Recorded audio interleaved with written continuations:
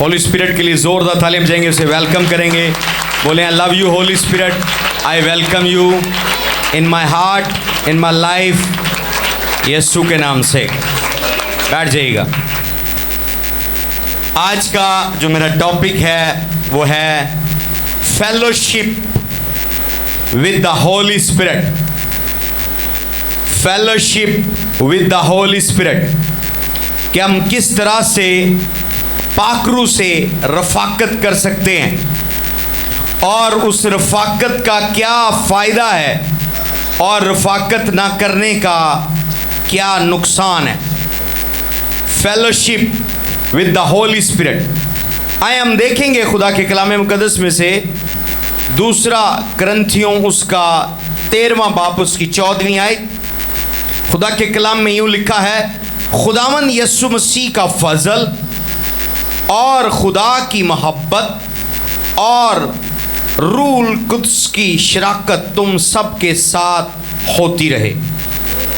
The grace of the Lord Jesus Christ and the love of God and the communion of the Holi ghost be with you all. सब कहें आमीन। यानी खुदावन यीशु मसीह का फजल, बाप की मोहब्बत और होली स्पिरिट की रफाकत हमें बहुत ज़रूरी है। अगर खुदा बाप की मोहब्बत नहीं है हमारी ज़िंदगी पर, हमारी ज़िंदगी में बहुत सारी मुसीबतें हैं, मुश्किलात हैं। अगर यीशु मसीह का फजल यानी ग्रेस नहीं है हमारी लाइफ पर, हमारी ज़िंदगी बेकार है। पर आज मैं लव ऑफ गॉड पर या ग्रेस ऑफ गॉड पर कलाम नहीं आपके साथ शेयर कर रहा। आज का मेरा मैसेज है fellowship with the Holi spirit. Hallelujah. तो आज हम देखेंगे कि फेलोशिप का क्या फ़ायदा है, क्योंकि यीशु मसीह अब ज़मीन पर नहीं रहा, वो मुर्दों में से जी उठा और तीसरे रोज़ उसने मौत, गुनाह, पताल, कब्र को शिकस्त दी मुर्दों में से जी उठकर। और 40 दिन तक वो अपने शागिर्दों को मुख्तलिफ जगहों पर नज़र आता रहा, और जाने से पहले भी और इवन जी उठने के बाद भी जब वो मिला है तो यीशु मसीह ने बड़ा एम्फेसाइज किया है, बड़ा अहमियत बताई है कि मैं तुम्हारे लिए एक और मददगार भेजूंगा, यानी रूल कुदस। तो यीशु मसीह ने अपने शागिर्दों को यतीम नहीं छोड़ा, कलीसिया को लावारस नहीं छोड़ा, कलीसिया को उसने होली स्पिरिट दिया, पाकरू।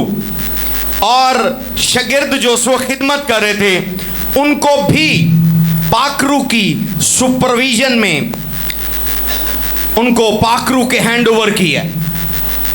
अगर आप अपनी ज़िंदगी खुद से चलना चाहते हैं, जीना चाहते हैं बगैर होली स्पिरिट के, तो आपकी ज़िंदगी में बहुत ज़्यादा चैलेंजेस होंगे। आपकी ज़िंदगी आपके लिए बोर हो जाएगी, मुश्किलात से भरी होगी। आज का बड़ा प्रैक्टिकल मैसेज होगा, वेरी सिंपल। अपने बोझ, अपने जुए, अपनी फिक्रें खुदा के पाकरू को दे दें। पाकरू आपके साथ है पर आपको पता नहीं है, वो आपकी मदद कर रहा है पर आपने कभी उसको थैंक यू नहीं कहा। वो आपके साथ है, और क्या हमने आयत पढ़ी है कि वो दुनिया के इंतहा तक तुम्हारे साथ। हालेलुया। पर हमने कभी उसे थैंक यू नहीं बोला, उसे आई लव यू नहीं कहा, कभी उसे वेलकम नहीं कहा, कभी उसकी तारीफ नहीं की, कभी भी उसकी तारीफ नहीं की। और उसने उस पास्टर को याद कराया, उसे कहा देख, तुम अपने माजी को देखो। जब तुम संडे कलाम सुनाते हो और पूरा चर्च तुम्हारी तारीफ करता है, पर तुम उस तारीफ से भरते नहीं हो, वो तारीफ तुम्हारे लिए कुछ नहीं। उसने कहा वो जो तारीफ चर्च के लोग तुम्हारे मैसेज की करते हैं तुम्हें कैसी लगती है? उसने होली स्पिरिट को बताया वो मुझे चिंगम की तरह लगती है, कि वो थोड़ी देर में उसको चबाता हूँ, वो मीठी होती है, बाद में मैं उसे थूक देता हूँ। तो उसने कहा तुम घर जाकर दोबारा अपनी बीवी से सवाल करते हो मेरा मैसेज कैसे लगा। असल में जब वो तुम्हारी तारीफ करती है फिर तुम्हें सुकून मिलता है। क्योंकि रियल जो मोहब्बत है या तारीफ़ है या मिठास है वो उसकी बातों से तुम्हें मिलती है। उसने कहा ऐसे ही है। उसने कहा सेम, जब जिनको मैं बरकत दे रहा हूँ, जिनकी मैं तुम्हारे ज़रिए से बदरुएँ निकाल रहा हूँ, बरकतें दे रहा हूँ, शिफाएँ दे रहा हूँ, मुझे उनकी तारीफ़ नहीं, जिसको मैं इस्तेमाल कर रहा हूँ मुझे उसकी तारीफ़ चाहिए। कि तुम जाओ और कहो पाखरू आज तूने मुझे बड़ा पावरफुल कलाम दिया है, मैं तेरा शुक्रिया अदा करता हूँ, तूने मुझे लफ्ज़ों की तरतीब दी है, तूने मुझे सादा अल्फाज दिए हैं कि मैं लोगों को समझा सकूँ। तो उस खादम ने सीखा, उसने फिर अपनी बीवी की भी तारीफ़ की, बीवी ने उसकी तारीफ़ की और उसने पाखरू की भी तारीफ़ की। ज़ोरदार तालीम जाएंगे। That is the relation. Hallelujah. मैं डिक्री और डिक्लेयर करता हूँ, जब ये आप गवाहियाँ सुने सादा अंडरस्टैंडिंग से, आपका होली स्पिरिट के साथ रिश्ता मजबूत हो, होली स्पिरिट के साथ रिश्ता मजबूत हो। उस अजीम खादम ने अपने चर्च के अंदर 3 लाख बिजनेसमैन तैयार किए और उनको सिखाया जो उसने पाखरू के साथ अपना प्रैक्टिकल रिश्ता सीखा। और उन कारोबारी लोगों ने जब वही रिश्ता पाखरू के साथ अपनाया तो वो दुनिया के 300 मिलियनर लोग उनमें शामिल हो गए। हालेलुया। फिर एक बड़ी पावरफुल गवाही मैं उसकी लाइफ से शेयर करूंगा। उसका एक बड़ा करीबी अमीर आदमी था, खरबपति था। किसी चोर ने उसके अरबों डॉलर लूट लिए, चोरी कर लिए घर से। उसको पता था जब वो बैंक से लेकर आया, उन्हें कहीं देने थे, उन्होंने घर से चोरी कर ली। तो वो सदमे में चला गया। ये नहीं कि सारे लूट लिए, अब यूँ समझ लें कि 70% लूट लिए, 30% रह गए। वो उसी पास्टर के पास गया। उसने कहा तूने मुझे बताया था अमीर कैसे होना है, पाखरू की मदद से मैं अमीर हो गया, पर जब मैं मसरूफ़ हुआ, पाखरू को वक्त नहीं दिया, तो कोई चोर आया और मेरा 70% पैसा चोरी करके ले गया। उसने कहा चलो माउंटेन पर चलते हैं, हम दुआ करते हैं। वो कह रहा मेरे से दुआ नहीं होगी, मेरा खरबों डॉलर चोरी हुए हैं, मेरे से प्रे नहीं होगी। उसने कहा चलो जैसे भी होगा, चलो तो सही। आज सारा दिन हम माउंटेन पर है। वो सारा दिन वहाँ गैर ज़ुबान में दुआ करते रहे, गैर ज़ुबान में दुआ करते रहे, गैर ज़ुबान में दुआ करते रहे। और जाने से पहले वो अरबपति अपनी बीवी को बता के गया कि आज मैं पास्टर साहब के साथ माउंटेन पर प्रेयर करने जा रहा हूँ, शायद चोर पकड़ा जाए, शायद हमारे पैसे वापस मिल जाएं। तो जानते क्या हुआ? उसकी बीवी को चोर ने खुद फ़ोन किया। अभी तालियां नहीं मुझे नहीं, पूरी गवाही सुनेंगे आप परेशान हो जाएंगे। उसकी बीवी को चोर ने फ़ोन किया। उसने कहा जब जब मैं पैसे की गड्डियों को हाथ लगाता हूँ मुझे हार्ट अटैक फील होता है। जब जब मैं पैसे खर्च करने का इवन सोचता हूँ मुझे कपकपी तारी होती है और मुझे ऐसे लगता है जैसे मुझे फालज हो जाएगा और मुझे ऐसे लगेगा जैसे मैं मर जाऊंगा।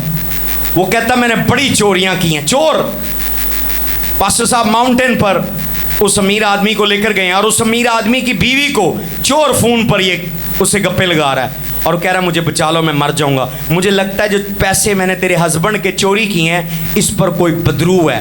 वो बदरू मुझे पैसे इस्तेमाल करने नहीं दे रही। वो कह रहा है मैंने दुनिया के हर बंदे के पैसे चोरी किए हैं, हर किस्म के पैसे, गरीबों के पैसे, अमीरों के पैसे, हर तरह के बंदों को। मुझे कभी पैसे खर्च करने में प्रॉब्लम नहीं, पर ये पैसों को मैं छूता हूँ तो मुझे हार्ट अटैक हो रहा है, मुझे लग रहा है मैं मर जाऊंगा, मुझे फालज हो रहा है, मुझे कभी कुछ हो रहा है, कभी मेरा दिल घबरा रहा है, कभी कभी आ रही, कभी बुखार हो रहा है, कभी पसीने छूट रहे हैं और मुझे आवाज़ें आ रही हैं तू मर जाएगा, ये पैसे वापस कर दे, पैसे वापस कर दे। उसने कहा इसलिए मैंने दिलेरी की, तुम्हें कॉल की, प्लीज़ मुझे ये बताओ ये पैसे किसी बदरू के तो नहीं है, इस पर कोई स्पिरिट है? उसका स्पिरिट है। उसने कहा मेरा हस्बैंड तो गया हुआ है माउंटेन पर दुआ करने के लिए। उसने कहा वो कब आएगा मुझे बताएं, मैं आपके पैसे सारे के सारे वापस लेकर आ रहा हूँ। Hallelujah, praise the Lord. तो फेलोशिप बड़ी ज़रूरी है, फेलोशिप बहुत इंपॉर्टेंट है। और फेलोशिप का सबसे पहला जो तरीका है किस तरह हम पाखरू से फेलोशिप करते हैं, नंबर 1 हम होली स्पिरिट से बात करते हैं, कम्युनिकेशन करते हैं, जिस तरह हम अपने दोस्त से बात करते हैं। अपने फ्रेंड से। तो अगर आपने सारी ज़िंदगी उसे इग्नोर किया है तो इस सीज़न में होली स्पिरिट को जाने, उसके साथ टाइम स्पेंड करें, उससे बात करें लाइक अ फ्रेंड। वो आपका दोस्त है, वो आपका मददगार है, उसकी ड्यूटी आपकी मदद करना है। कितने बेवकूफ़ होंगे हम और इस सीज़न के चर्चिज़ और कलीसियाँ और लीडर कि कोई मददगार आसमान से हमारे लिए आया है और हम अपना काम खुद कर रहे हैं, उसकी हेल्प नहीं ले रहे। हम अकेले अपना बोझ उठा रहे हैं, हम अकेले स्ट्रगल कर रहे हैं, हम अकेले ही सारा कुछ कर रहे हैं और फिर हम थक गए हैं कि मिनिस्ट्री बहुत औखी है, बिजनेस बहुत औखा है, मैरिज बहुत औखी है, स्टडी बहुत औखी है। हालेलुया।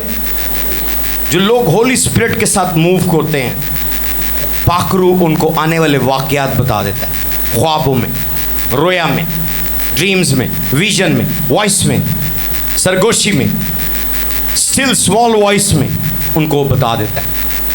हालेलुया। बताया क्या करना है? कम्युनिकेशन करनी है। Number 2, contribution. होली स्पिरिट आपकी लाइफ में कंट्रीब्यूशन करना चाहता है। हालेलुया। इससे मुझे ज़ाती मुकाशफा मिला कि बाज़ औक़ात होली स्पिरिट आपको देख रहा होता है कुछ करते हुए, कुछ कहते हुए, लेकिन वो कंट्रीब्यूट नहीं करता क्योंकि आपने उससे पूछा ही नहीं, उसे पता ही नहीं व्हाट यू आर डूइंग, कि आप क्या कर रहे हैं, what you are up to, कि आप क्या करने वाले हैं। होली स्पिरिट कंट्रीब्यूशन नहीं करता, मदद नहीं करता। ठीक इसी तरह जिस तरह मुसरत बेटा बाप से अपना हिस्सा लेकर चला गया और उसने यशी में उजाड़ दिया तो बाप बर्बाद हो गया। बाप की जो उसकी लाइफ में डेली की कंट्रीब्यूशन थी, डांट के ज़रिए, प्यार के ज़रिए, नसीहतों के ज़रिए, वो ख़त्म हो गई। बाज़ औक़ात आपको हमारी बातें बुरी लगती हैं पर आपको नहीं पता हमारा आपकी लाइफ में इंटरेस्ट है, इसीलिए हम आपको डांट रहे हैं, आपको समझा रहे हैं। अगर आप वो डांट छोड़ देंगे, मुसरत बेटे की तरह घर छोड़कर चले जाएंगे, चर्च छोड़कर चले जाएंगे, हमारा नुकसान नहीं होगा, आपका होगा। क्योंकि हमारी जो कंट्रीब्यूशन है आपकी लाइफ में, डांट के ज़रिए, प्यार के ज़रिए, काउंसलिंग के ज़रिए, प्रेयर के ज़रिए, डायरेक्शन देने के ज़रिए, उससे आपकी ज़िंदगी बेटर होगी। मुसरत बेटे की ज़िंदगी तबाह होगी। वो उन लोगों की ज़िंदगी तबाह हो जाती है जिनकी ज़िंदगी में कोई कंट्रीब्यूशन करने वाला नहीं होता।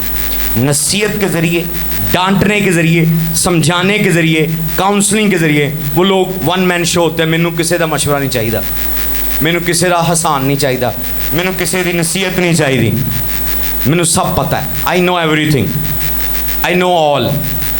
वो लोग धोखा खाते हैं, वो लोग बर्बाद होते हैं। हालेलुया।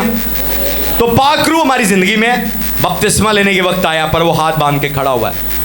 आप कर रहे हैं, 2 साल हो गए हैं, 3 साल हो गए हैं, 5 साल हो गए हैं, 15 साल हो गए, 20 साल हो गए, अपना बिजनेस भी खुद करी जा रहे हैं, अपनी मिनिस्ट्री भी खुद कर रहे हैं, अपनी मैरिज भी खुद चला रहे हैं। Hallelujah, hallelujah.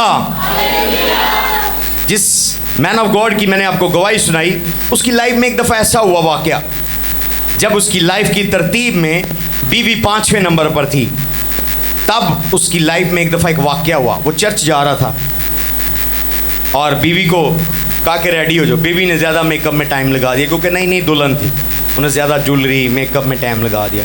उसने कहा घर बैठी रहो, मैं चर्च जा रहा हूँ, खुदावन मेरा इंतज़ार कर रहा है, तुमने मुझे लेट कर दिया। Super spiritual. जब वो चर्च आया, घुटने टेक कर दुआ की, पाकरू ने उसको कहा वापस जा, बीवी को लेकर आ, और ना सिर्फ लेकर आ बल्कि माफ़ी मांग। उसने क्यों? बीवी को पीछे छोड़ा, मुझे रोक रही थी, ब्लॉक कर रही थी। उसने कहा no, go back. Hallelujah, hallelujah. फिर उसकी मैरिज में वो 2 नहीं थे, तीसरा पार्टनर था, तीसरा शख्स था जो पाकरू था कंट्रीब्यूशन के लिए। आमीन। कितनों को समझ आ रही है? आपकी लाइफ में अगर आपने अपना मैटर, अपना फैसला अपना कारोबार, अपनी खिदमत पाकरू को बताई होती, वो आपको बताता कि ऐसे नहीं ऐसे करो, ऐसे नहीं ऐसे करो, ऐसे नहीं ऐसे करो, आप कामयाब हो जाते। आप किसी को पार्टनर बना रहे हैं, आप किसी पे इन्वेस्ट कर रहे हैं, किसी को उधार दे रहे हैं, अगर पाकरू से पूछा तो वो आपको कहता ना दे। इन्वेस्ट कर रहे हैं, नुकसान हो गया, चीज़ें खरीद रहे हैं, नुकसान हो गया, आपने होली स्पिरिट की कोई कंट्रीब्यूशन नहीं ली, इसलिए आपकी ज़िंदगी बेकार है। हालेलुया। तो फेलोशिप वर्ड जो ग्रीक में यूज हुआ है कोइनोनिया, उसका दूसरा मतलब क्या है? कंट्रीब्यूशन। क्या है? कंट्रीब्यूशन। कि हमें अपनी ज़िंदगी में पाकरू की कंट्रीब्यूशन चाहिए, हम अधूरे हैं उसके बगैर। इवन यीशु, ज़रा सोचें, खुदा का बेटा बदन लेकर आया है, वो खिदमत नहीं शुरू करा जब तक होली स्पिरिट नहीं है। शागिर्द अपनी खिदमत नहीं शुरू करे जब तक होली स्पिरिट नहीं है। तो क्या आप यीशु से और शागिर्दों से ज़्यादा पावरफुल हैं? हाँ, ज़्यादा पावरफुल हैं, ज़्यादा इल्म है, ज़्यादा तजर्बा है, ज़्यादा हिकमत है, ज़्यादा पैसे हैं। वो वेट कर रहे हैं होली स्पिरिट इन्वॉल्व हो, उनकी ज़िंदगी में शामिल हो और उनकी ज़िंदगी में कामयाबी है, उनकी ज़िंदगी में कामयाबी है। तो आपकी लाइफ में होली स्पिरिट की कंट्रीब्यूशन होनी चाहिए। और मैं डिक्लेयर करता हूँ आज के दिन के बाद, होली स्पिरिट से जब आप उसका डिसीजन पूछेंगे, ओके आपने फैसला कर लिया पर फाइनल नहीं है, उसे कहना कि आपका क्या, जो आप कहेंगे वो हम करेंगे। हालेलुया। मैं डिक्लेयर करता हूँ, जैसे आप होली स्पिरिट की कंट्रीब्यूशन लें, वो कंट्रीब्यूशन आपकी ज़िंदगी को बुलंदी पर ले जाए। आमीन। तीसरा मतलब है, 3 में मतलब जैसे बताऊंगा। तीसरा है पार्टनरशिप। क्या है? कितने लोग कारोबार को समझते हैं, बिजनेस को? एक स्लीपिंग पार्टनर होता है, वो रोल नहीं अदा करता, वो पैसे दे देता है, कारोबार कोई और करता है, वो सिर्फ उसका प्रॉफिट लेता है। एक होता है सोल पार्टनर, अकेला हिस्सेदार होता है, वन मैन होता है।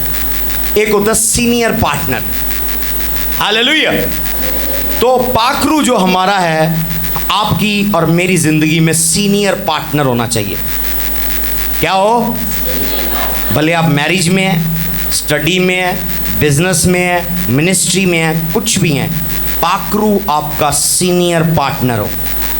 आपने डिसीजन ले लिया है, पर फाइनल डिसीजन किसने लेते हैं? जो सीनियर पार्टनर होता है। आपने 30% लगाया बिजनेस में, अगर मैंने 70 लगाया है, आपकी बात सिर्फ मशवरा होगी, जो डिसीजन होगा वो मेरा होगा, क्योंकि मेरा सरमाया 70% है।